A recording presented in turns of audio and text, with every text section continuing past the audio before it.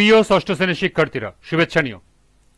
আজকে আমি তোমাদের বিজ্ঞান বিষয়ের প্রথম অধ্যায় থেকে অনুশীলনের সংক্ষিপ্ত উত্তর প্রশ্নের সমাধান করে দেব। প্রথমে তোমাদের বলবো, যারা আমার চ্যানেলটি সাবস্ক্রাইব করো না তারা আমার চ্যানেলটি সাবস্ক্রাইব করবে এবং আমার সাথে থাকবে। তাহলে চলো আমরা ক্লাস শুরু করি। সংক্ষিপ্ত উত্তর প্রশ্ন। লক্ষ্য করো, এখানে 3টি প্রশ্ন দেওয়া আছে। প্রথম প্রশ্ন, সঠিক পরিমাপ প্রয়োজন কেন, ব্যাখ্যা করো। দ্বিতীয় প্রশ্ন, ক্ষেত্রফলের একক কোন ধরনের একক, ব্যাখ্যা করো। এবং সর্বশেষ প্রশ্ন, এককের গুণিতক প্রয়োজন কেন, ব্যাখ্যা করো। তো চলো এখন আমরা এই 3টি প্রশ্নের সমাধান দেখে নিই। প্রথম প্রশ্ন ছিল, সঠিক পরিমাপের প্রয়োজন কেন, ব্যাখ্যা করো। একটি ভুল পরিমাপ দূরত্ব বাড়ার সাথে সাথে অভিজ্ঞত ভাবে বৃদ্ধি পেতে পারে এবং এটি কখনোই ভালো নয়। এজন্য প্রতিটি পরিমাপ সঠিক হওয়া প্রয়োজন।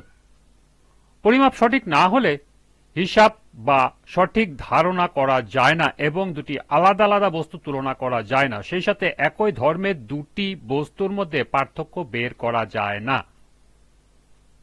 দ্বিতীয় প্রশ্ন হলো, ক্ষেত্রফলের একক কোন ধরনের একক, ব্যাখ্যা করো। ক্ষেত্রফলের একক হলো যৌগিক একক। যেসব রাশি পরিমাপ করার ক্ষেত্রে 2 বা ততোধিক এককের সমন্বয় দরকার হয় সেসব রাশির একককে যৌগিক একক বলা হয়। অর্থাৎ 2 বা ততোধিক একক মিলে যে একক গঠিত হয় তাকে যৌগিক একক বলে। ক্ষেত্রফল হলো দৈর্ঘ্য ও প্রস্থ এককের গুণফল। শুধুমাত্র দৈর্ঘ্য বা প্রস্থের একক দিয়ে ক্ষেত্রফল বের করা যায় না, আর তাই ক্ষেত্রফলের একক হলো যৌগিক একক।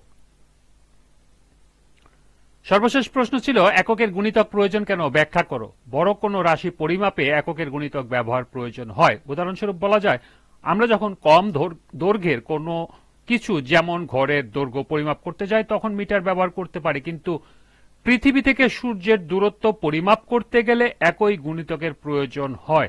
এখানে মিটার ব্যবহার না করে গুণিতক একক কিলোমিটার ব্যবহার করা হয়।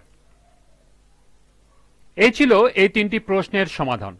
আজকের ক্লাসটি এ পর্যন্তই।